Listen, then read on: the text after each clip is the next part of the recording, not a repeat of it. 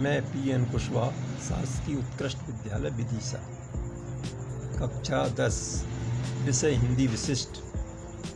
प्रिय छात्रों, आज हम पद्य खंड के अंतर्गत भक्ति धारा नामक पाठ पढ़ेंगे। भक्ति धारा के अंतर्गत विनय के पद। पद्य क्रमांक पहला है।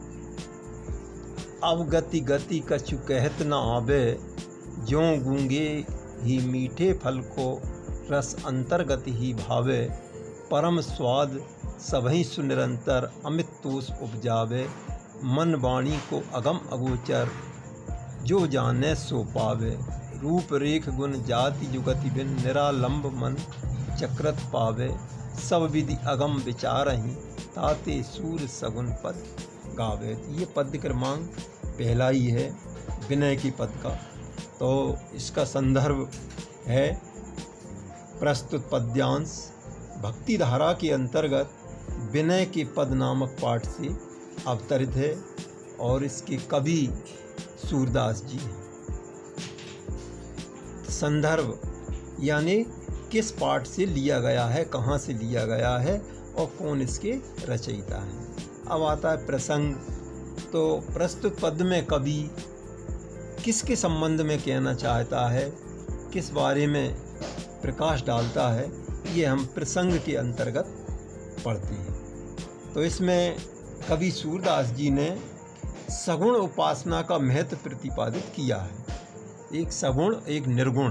तो यहाँ पर जो है सगुण उपासना यानी साकार रूप का वर्णन कवि सूरदास जी ने किया है।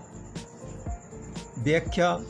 तो व्याख्या में अवगति गति जो कछु न पावे, ज्यों गूंगे ही मीठे फल को रस अंतर्गत ही भावे।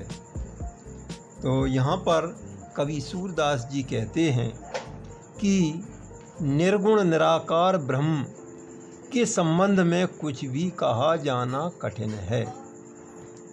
जिस प्रकार गूंगा व्यक्ति मीठे फल को खाकर उसके मधुर स्वाद का अनुभव हृदय में तो करता है, किंतु उसका वर्णन शब्दों के द्वारा व्यक्त नहीं कर पाता। उसी प्रकार व्यक्ति निराकार ब्रह्म का अनुभव तो कर सकता है, किंतु उसकी प्राप्ति के आनंद की अनुभूति को वाणी के द्वारा, शब्दों के द्वारा वह प्रकट नहीं कर सकता। क्यों? कि निर्गुण ब्रह्म मन और वाणी के लिए अगम है। मन स्थिर करने का कोई आधार नहीं है, इसलिए मन निराश्रित भ्रमित होकर भटकता फिरता है। सूरदास जी इसलिए निर्गुण ब्रह्म की तुलना में सगुण ब्रह्म की उपासना पर बल देते हैं।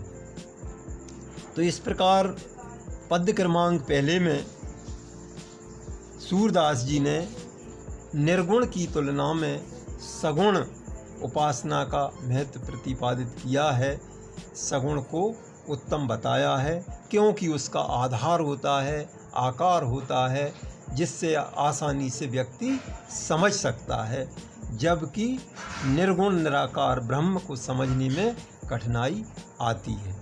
ठीक है, आज बस इतना ही। शेष अगले कालखंड में हम पढ़ेंगे।